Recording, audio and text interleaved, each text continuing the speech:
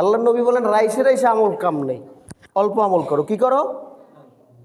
কথা কয় না, অল্প আমল করো। এটা কি হইতে হইবে? এখলাসওয়ালা আমল হইতে হইবে, এখলাসওয়ালা অন্তর নিয়া যদি আমল করতে পারো, অল্প আমল তোমার নাজাতে যাওয়ার জরিয়া হয়ে যাবে। আল্লাহ পাক রব্বুল আলামিন 7টা স্তম্ভের উপরে আমার আলোচনা বুঝবেন। কয়টা স্তম্ভের উপরে ইমান আনতে কইছে? 7টা। কয়টা? সবাই কন 7টা। আমরা পড়ছি না আমাতু বিল্লাহি ওয়া মালাইকাতিহি ওয়া কুতুবি, পড়ছি না? পড়ি না? 7টা স্তম্ভের মধ্যে একটা স্তম্ভ হইল রিজিকের উপর ইমান। সুবহানাল্লাহ কয় না? কির উপরে? তাকদীর, রিজিকের উপরে।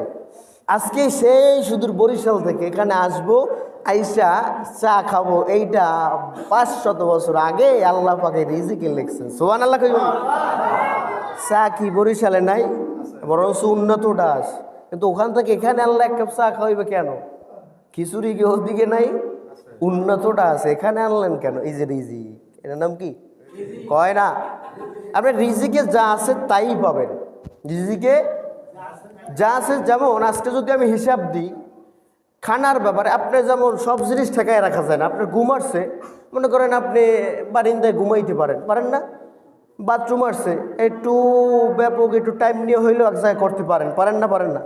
কিন্তু ক্ষুধা লাগলে খানা না খাইয়ে পারবেন? কয় না?